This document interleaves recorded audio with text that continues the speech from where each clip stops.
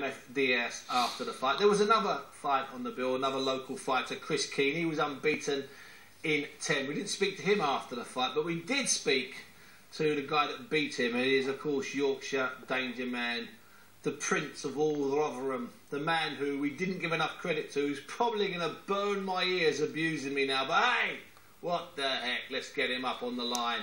It's Neil Dawson. Neil, how are you? Alright, Steve, yeah, you mate. I'm absolutely fantastic. I did it again, didn't I? Yeah, listen, that's the third time now. Mene Edwards had only lost once. Tony Conquest, who was unbeaten. And, of course, Chris Keane, who was unbeaten. You pulled it out. Let me ask you this, Neil. It was still a hard fight until the end, wasn't it? It was a terrific fight. It was a good fight, wasn't it? I mean, I just took it first round, but like I keep saying, I've got power to trouble anybody, Steve, to be honest. And yeah. Name me another cruiserweight that goes away and fights people like I do. Nobody, is there? No, there isn't. And of course, what they're doing now, they're coming onto you and to Carl Greaves to try and get a rematch. Both Mene Edwards, Tony Conquest, and not yet, but Chris Keane eventually will. But you've got your eyes back on that British title now.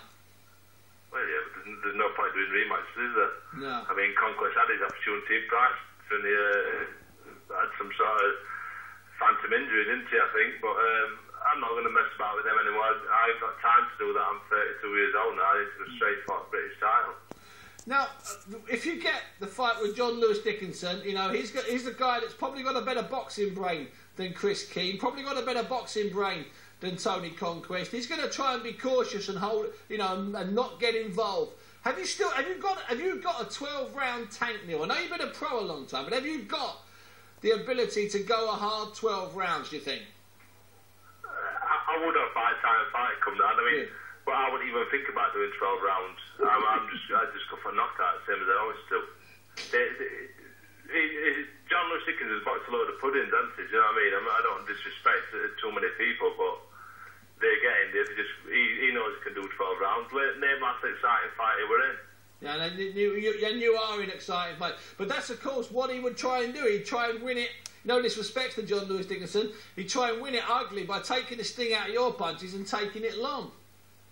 He'd try and win it on points, wouldn't he? But I'd just make sure I'm in fantastic shape and just go for it. Just believe it and put it all on the line.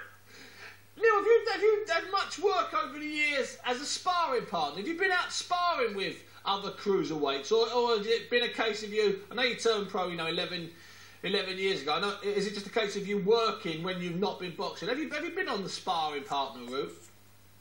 Yeah, but I used to do a lot of sparring with Mark Hobson when he was British champion. Okay. And used to do a lot of sparring with Clinton Woods, Johnny Nelson, Buster Keaton.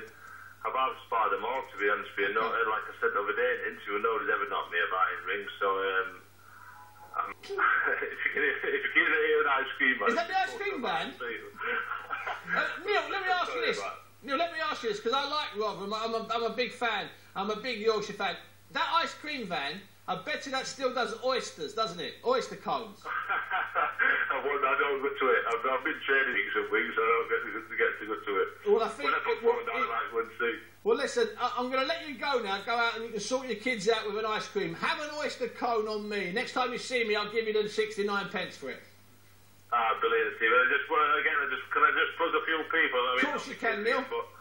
But I want to plug Gav, Alec, Julia, Katie, Aaron. They all come and watch me. They've been my friends since I was a little boy. They always come along. And my mum and dad. I mean, they always support me. I don't carry. Obviously, when I'm boxing away, I can't take hundreds and hundreds of people with me. But if there ever a fight in Rotherham, I would do. But I just want to thank a few people if I can. Neil, listen, it's been a pleasure and a delight talking to you again. We'll see you again when you're next in the ring. Neil Dawson, the most dangerous cruiserweight in Britain and arguably one of the most avoided fighters. That's to come. Neil Dawson, thank you very much indeed.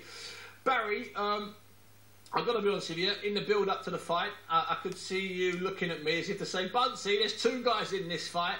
We were a bit guilty of pushing Chris Keane.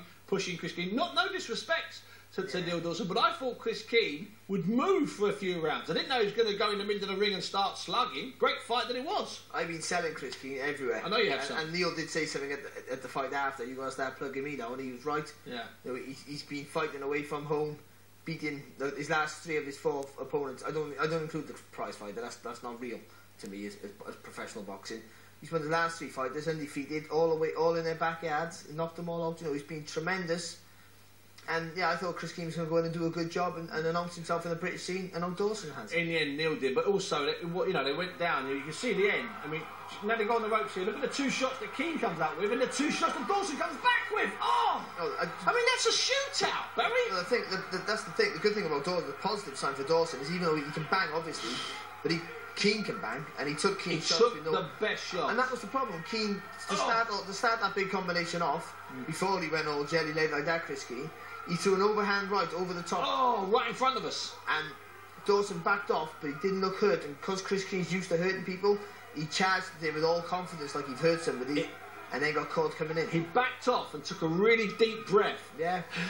And you say Chris Keane mistook that, but listen, that's a finish. No one's finished after that. He'll have a nice break, Chris Keane. He's been really nice on Twitter. Neil Dawson and Chris Keane. That was a cruiserweight bang-up at Walsall on the weekend, and good fun that it was. There's Dawson celebrating. Well, you know what? We love cruiserweights here on Box Nation. Yes, we do. I've got some